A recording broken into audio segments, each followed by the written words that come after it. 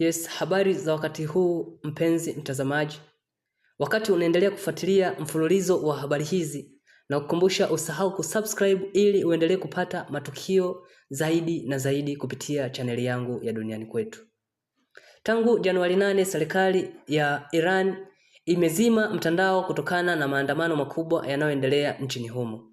Wanadiplomasia wengi wanafasiri tendo hili ni kama chanzo cha kuzuia picha za ukatili zisifike duniani. Licha ya giza hili la kuzimwa kwa mtandao nchini Iran, video chache zilipenyezwa kwa njia ya siri na satellite za Starlink zinaonesha hali ya kutisha. Picha hizo zinaonesha majengo mengi nchini Iran yakichomwa moto na askari wa Iran wakifatua risasi nyingi katika umati wa watu wengi.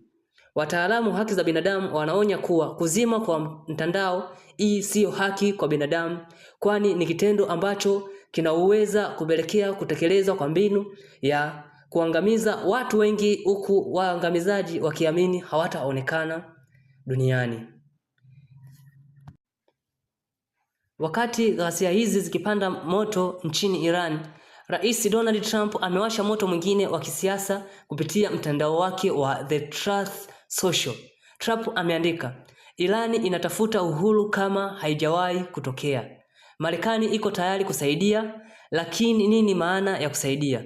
Ripoti za siri kutoka Pentagon zinadai kuwa Trump anazingatia kwa makini kutoa amri ya shambulio dhidi ya maeneo yasiyo ya kijeshi nchini Iran ikiwa umwagaji damu hautaacha. Trump ameweka wazi kuwa hatutatumia wanajeshi ardhini, lakini atamwaga pale inapouma zaidi. Hii inakuja huku tayari Marekani ikiwa imetoka kufanya operation ya kumnasa Nicolas Maduro wa Venezuela wiki iliyopita.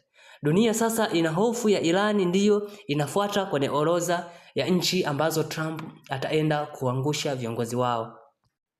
Sasa uingiliaji wa Trump kwenye nchi zingine zinafanya nchi mbalimbali na watu mbalimbali kujiuliza, je, Trump anapaswa kuingilia kati kijeshi kusaidia waandamanaji wa Iran, au hatua hiyo itasababisha vita kuu ya dunia?